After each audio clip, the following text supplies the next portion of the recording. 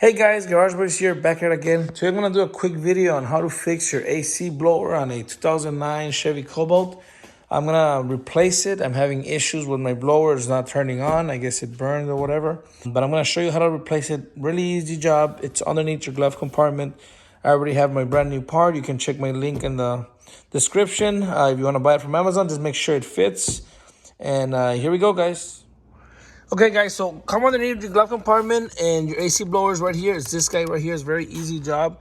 The problem that I was having, like I mentioned before, my blower wasn't working at any level when the car was on. That will be on, but then, I would put it at any speed, but I would get none. Zero air, zero movement, zero sound, nothing at all. So that tells me that it's my blower. So it can also be your resistor. But your resistor, you should have at least one of the speeds working. It kind of like a gradually issue where it just improves as it goes. But when it just shuts down, everything shuts down, then it's just your blower. So my AC compressor, my AC pipes in the front were cold, but my blower here wasn't blowing the air. So this is like your fan, okay, your blower.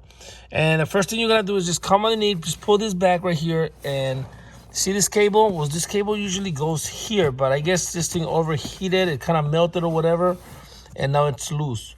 But it's a very easy job to remove it, which is gonna be the first thing you do. And you're just gonna press up here, as you can see, and then you're gonna bring it down, okay? So you're gonna press that up there, and you're gonna slide this thing off, okay?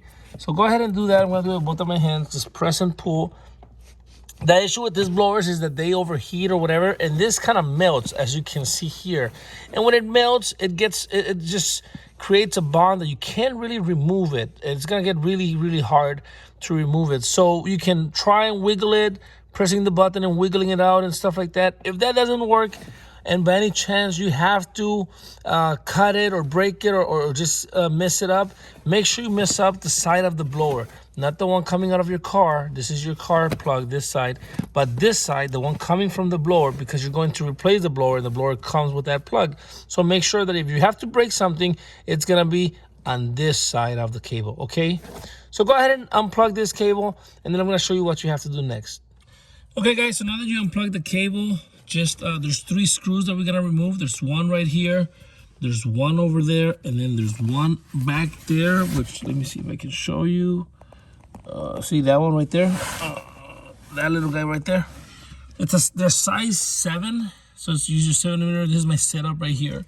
So I'm gonna go in here and just remove this one, that one, and the one in the back. But I'm actually gonna start with the one in the back, because the first screw that you remove is gonna be the easiest one. The last one that you remove is gonna be the hardest one. So I want this guy to be the hardest one. I don't want that one in the back over there, because it's uncomfortable as it is.